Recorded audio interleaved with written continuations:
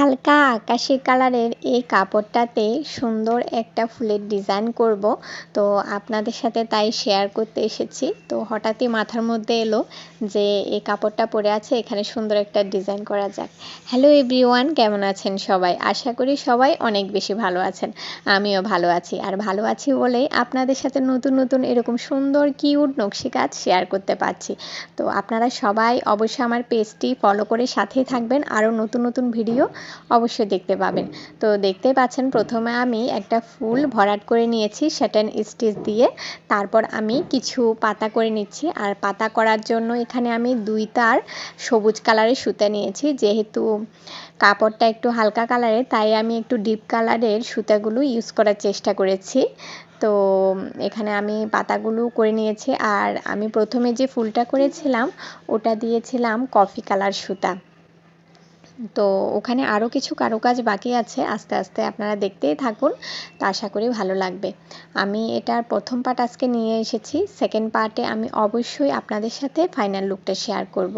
তো এই যে এখানে আমি ডাল দিয়ে দিলাম, ডালফোর দিয়ে, তারপর লতা পাতা তো শেষ। এবার আমি এখানে একটা বড় ফুল এঁকেছি।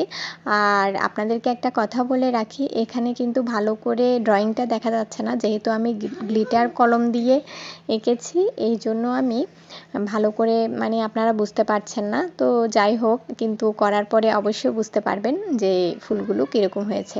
তো এখানে আমি কাশ্মীরি ভরাট দিয়ে সুন্দর করে কমলা কালার সুতা দিয়ে একটা বড় ফুল ভরাট করে নিয়েছি। এই যে আমার ফুলটা প্রায় কমপ্লিট হয়ে গেছে, দেখতেই পাচ্ছেন।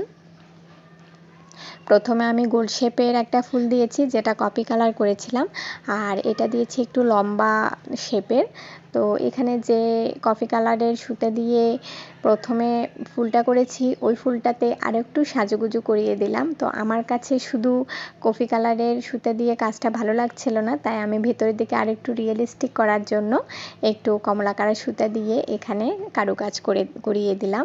তো যাই হোক, ওটা শেষ হয়ে গেছে কাজ। এবার আমি এই কমলা কালারের যে ফুলটা করেছিলাম, ওই ফুলটার বাইরে আউটলাইনে আমি গাঢ় বেগুনি কালারের সুতা দিয়ে একটা আউটলাইন করে দিচ্ছি, যাতে ফুলটা আরও বেশি সুন্দর লাগে আর আকর্ষণীয় মনে হয়। তো আমার কাছে তো দেখতে খুবই সুন্দর লাগছে ফুলটির আরও কিছু কারুকাজ বাকি আছে।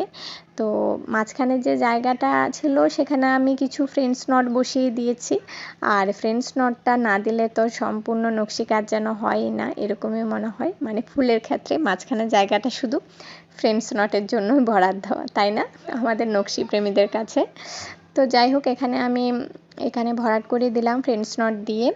আরও কিছু কাজ বাকি ছিল, তো আজকে এই পর্যন্তই আপনাদের সাথে শেয়ার করলাম।